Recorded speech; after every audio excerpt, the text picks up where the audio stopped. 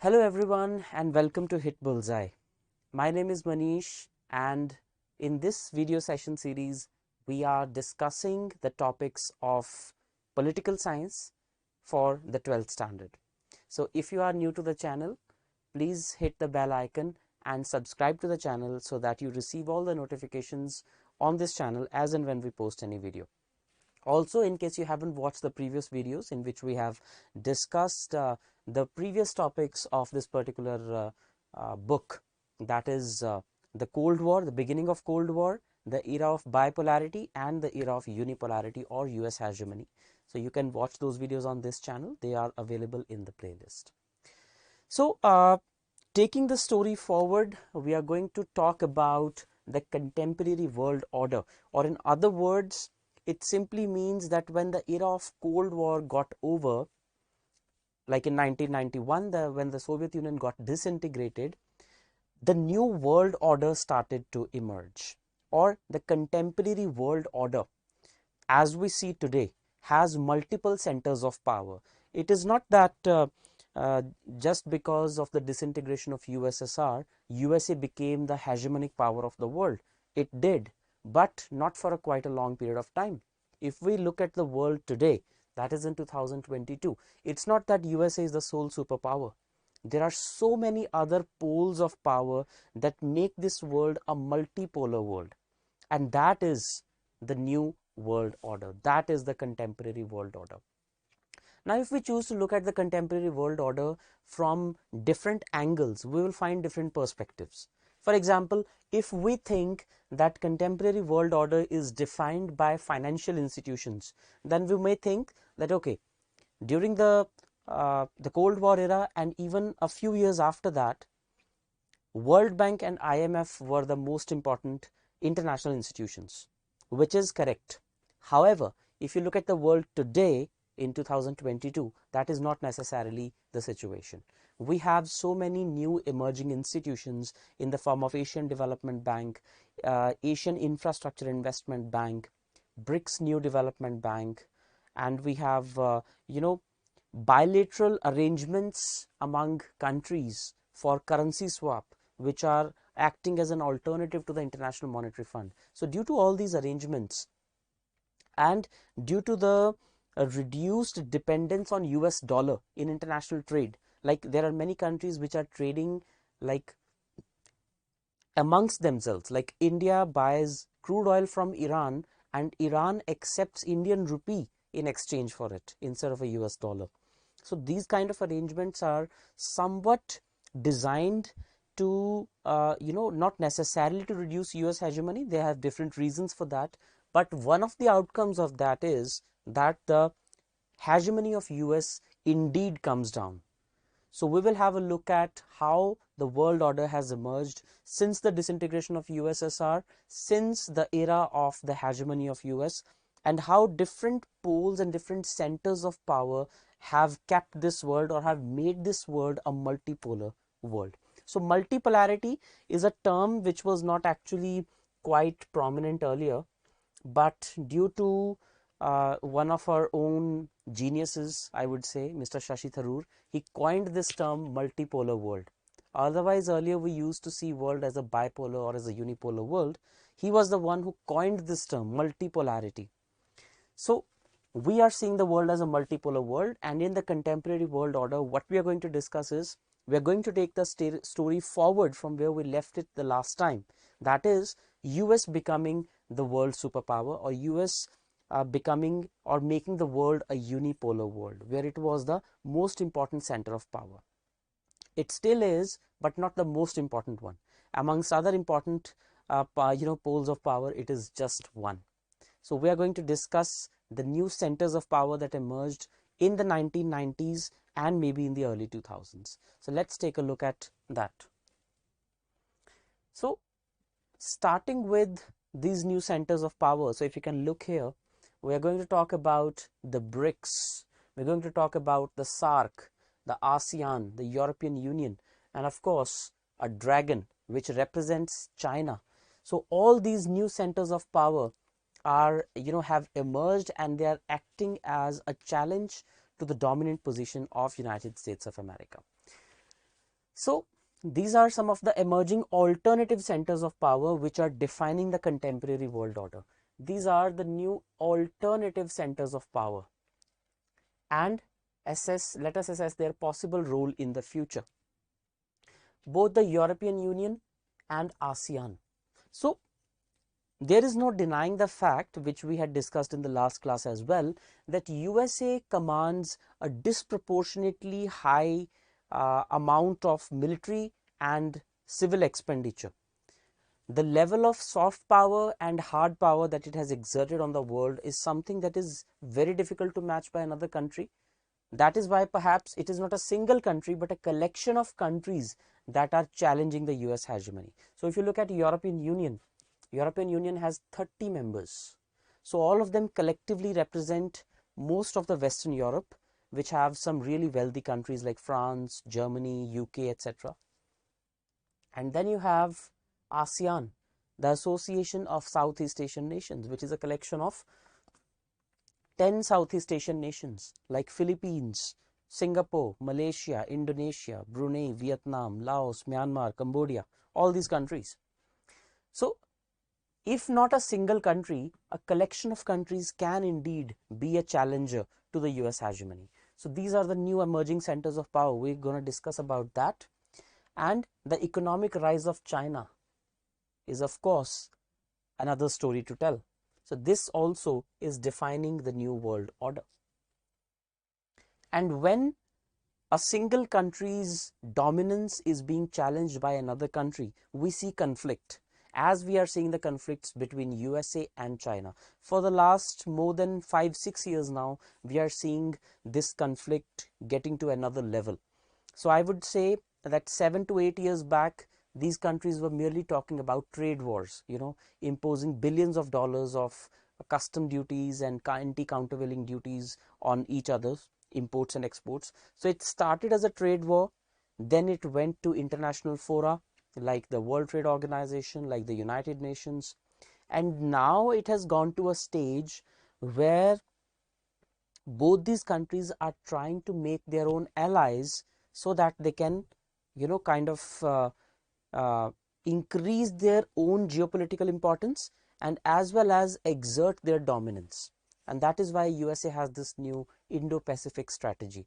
The purpose, all in all, is to contain the aggressive rise of China, because Indo-Pacific means because China can expand only in these two areas, towards the Indian Ocean and towards the Pacific Ocean. So the Indo-Pacific strategy of USA is primarily focused at containing the rise of aggressive China.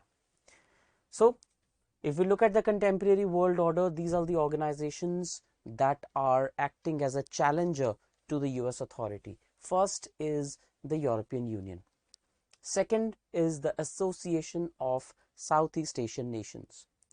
Third is SAARC, which is quite important for us, primarily because India is a member of SAARC, South Asian Association for Regional Cooperation.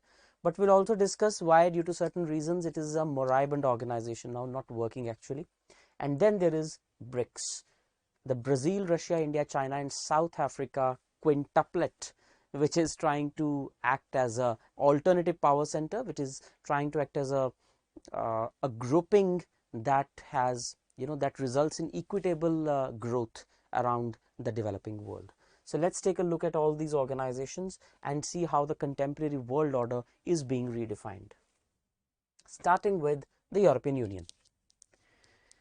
European Union has been in news for quite a lot of reasons, but not necessarily all good reasons.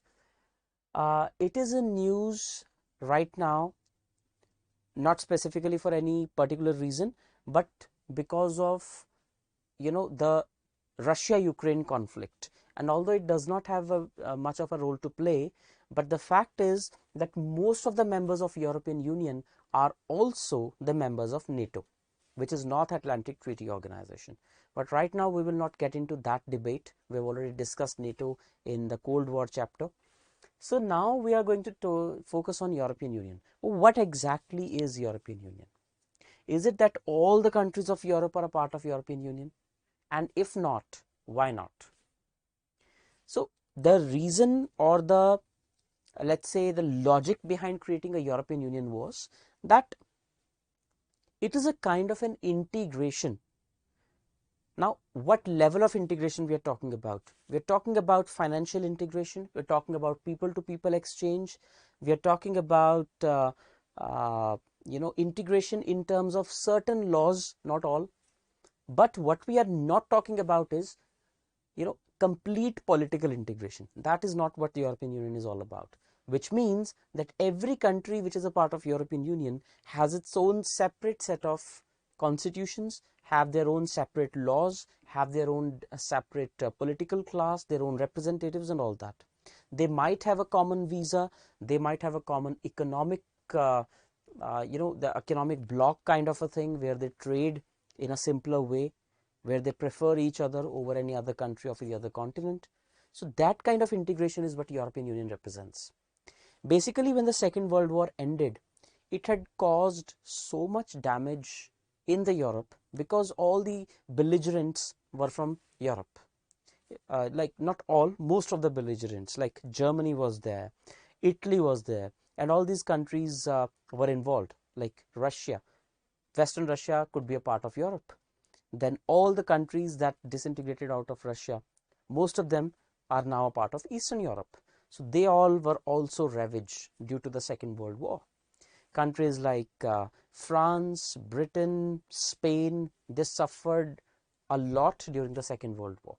So due to that particular series of events, the economic, political and social loss to the continent was unimaginable. And to reconstruct the continent, one strategy was thought about, and such strategy was that all the countries should work in a singular way, and that idea gave birth to the European Union. So as we discussed about the Marshall Plan, so Marshall Plan was to build the infrastructure and economy and to provide financial help to revive the European economy.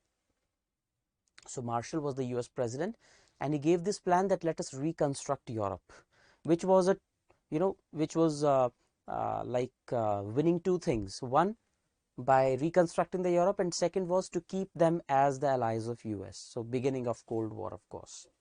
So the Organization for European Economic Cooperation, OEEC, was established, which was the beginning of the European Union. In 1949, the Council of Europe was established and political cooperation started. So all the presidents, prime ministers of these countries, they started meeting so that they could make us a common organization. In 1957, European Economic Community, or EEC, was formed. So in 1949, political integration was reached. In 1957, economic integration was reached. And after the collapse of the Soviet bloc, the European Union was established in 1992. So this is here the logo of European Union. So basically, the European Union was an idea, and that level of integration was already there. But until the Soviet Union disintegrated, this idea did not materialize actually. So when did this actually materialize? In 1992, through Maastricht Treaty. When the Soviet Union had collapsed, then the European continent thought that now let us come together, let us make ourselves a larger entity. So this here is the beginning of the European Union, the older members and the new members. So the older members, you can see most of the western part was the older members, and if you see the new members like Poland, Hungary, Czech Republic and the Baltics, the Estonia, Latvia and Lithuania. So European Union today boasts of over 28 members, right? And it's a very powerful organization. So why is it a contemporary, you can say, world authority challenging US? Because Britain and France, the two members of the European Union, they hold permanent seats in the Security Council, right? Although Britain now no longer is a part of European Union because it exited through Brexit, but still, it is some way integrated as far as the trade is concerned. The total expenditure on military is second to the US. Like if we combine the total expenditure of European Union, it is second only to the United States of America. They have more than 500 nuclear weapons, and they have second place in space and communications technology. So one is European Union. The second center of power, or the second pole of power that is defining the contemporary world order, is ASEAN. And I personally believe that ASEAN is a very underrated international organization. We think that these are 10 small countries, so what can they possibly do? But what the world doesn't realize, like many people do not realize, is that when 10 small things come together, or when 10 small countries come together, they can be a force to reckon with, which exactly is the case with ASEAN. So the countries which are a part of ASEAN include countries like Singapore, which have one of the largest ports in the world. It has Malaysia and Indonesia, the countries through which some of the busiest sea lanes of communication like the Malacca Strait passes. So their control, their strategic location, and the way they are culturally and economically linked to each other make it a formidable bloc. And that was the reason why it came into existence in the first place. All these countries realized that they are really small to make a mark on the geopolitics. So how could they make a mark on the world? By coming together, by acting as a common entity. So that is what these countries did. So in 1967 it was established. Initially there were just 5 countries: Indonesia, Malaysia, Philippines, Singapore and Thailand. Later on 5 more countries joined, which is Brunei, Vietnam, Laos, Myanmar and Cambodia. And it was established by the Bangkok Declaration. Now it is a 10-member strong grouping, as you can see over here. So these are the 10 members of the ASEAN, and India specifically engages with ASEAN. So Indo-ASEAN Summit is a specific summit. Whenever the ASEAN Summit takes place, the Prime Minister flows to the particular venue, and there is a separate India-ASEAN Summit. Reason being because India is not a country, India is sort of a subcontinent in terms of geography, history, culture, geopolitical importance, economy. So India deals with all these 10 countries. Bilateral relations are separate with all these 10 countries. But collectively also Indo-ASEAN Forum is a separate forum for engagement. Although that is not relevant to this particular point. Here we are talking about the new centers of power. So ASEAN is another center of power which is formidable. The objectives are that all these countries should unite together, they should economically prosper together, they should share their grievances together, and free trade areas they should create. So basically they are coming together economically, not really politically. The difference between European Union and ASEAN majorly is that ASEAN does not really talk about political integration as much as European Union talks about. That is one major difference. Then comes SAARC, an infamous organization for the last few years, because if we look at the South Asian Association for Regional Cooperation, the membership really gives it away. So there are 8 members of the European Union, 8 members of SAARC, and out of all these members, India and Pakistan are the 2 largest of the members. Of course, India is the largest and Pakistan being the second largest. The problem with SAARC for the last few years is, not for exactly for the last few years, let's say for the last 20 to 30 years, is that every single achievement or every single breakthrough that SAARC intends to achieve is shadowed by Indo-Pakistan bilateral disputes. We know that India and Pakistan are arch rivals. They are always at war. There are always some dispute or the other between these 2 countries. And for the last 6 to 7 years, we are seeing a lot of incidents, starting with the Uri attack, then the surgical strikes, then we saw the Pulwama attack in Jammu and Kashmir, in which many personnel were killed. And as a retaliation, India did the Balakot airstrike. So many things going on, which are unpleasant, of course. So due to that, SAARC has become a sort of moribund organization which is no longer effective, which is no longer serving any credible purpose. And since the bilateral relations between India and Pakistan always overshadow the overall proceedings of SAARC, that does not send a good message. It doesn't inspire confidence in the other members. But the potential of this organization was really high if it could be used. So what India has started doing instead is by neglecting SAARC, we are now engaging BIMSTEC, which is the Bay of Bengal initiative for multi-sectoral technical and economic cooperation. Now it includes all the countries of SAARC except Pakistan and Afghanistan. So that means India has relegated SAARC to a distant position and has brought BIMSTEC on the forefront without actually adversely impacting its relationship with any of the other members. So, you know, Bangladesh, Bhutan, Sri Lanka, Nepal, all these countries are also the members of BIMSTEC. So we have deliberately isolated Pakistan and we have revived this particular grouping called BIMSTEC. Although again, that is not relevant to this topic. So what is relevant is that SAARC seems to be another center of power that is emerging. Or if not SAARC, it could be BIMSTEC also.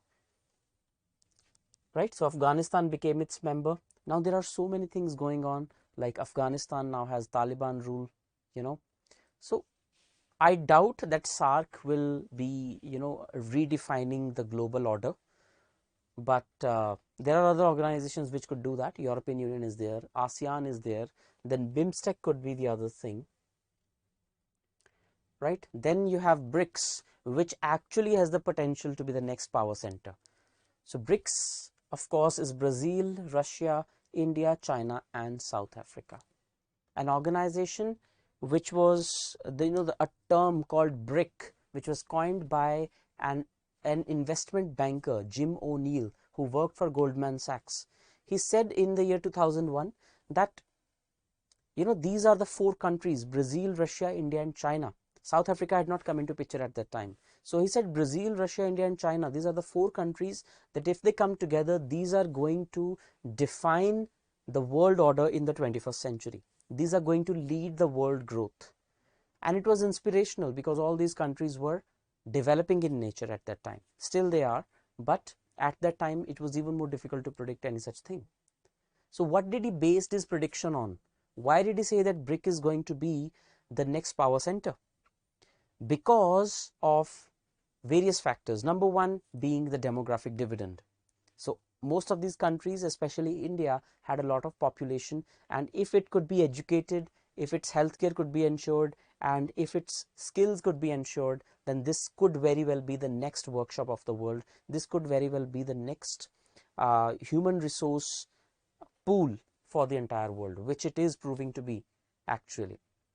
Similarly, for the other countries also. So these are developing countries which have a lot of potential. USA, in the words of Jim O'Neill, has reached a certain saturation point. So it will grow. It has a lot of high base of economy and military, but the further potential for growth is restricted because of the reduction in population or stagnation in various areas of economy and society. But as far as these 5 countries are concerned, the potential is unlimited. That is why he said these countries are going to lead the world. And these countries have come of age. Actually, this grouping has come of age, I would say. So they are actually trying to create another, let's say, series of institutions which are going to act as a counter to the US-based institutions. One such is NDB, the New Development Bank. So BRICS NDB or BRICS New Development Bank is a bank that is acting as one of the purposes of this bank is to counter the dominance of World Bank, because World Bank, everybody knows, is dominated by the United States of America. So is IMF. So to counter both of these, we have New Development Bank and we have a currency exchange agreement of BRICS, both of which are working really well, and they have indeed tried to reduce the dominance of the US backed institutions a bit. So this is actually something that is defining or redefining the world order. So as you can see, the 5 heads of states, they meet every year, and these meetings are taking place really well, and they are engaging in newer areas of cooperation. They're talking about space technology, they're talking about food, vaccines, anti-terrorism, they're talking about trade, of course.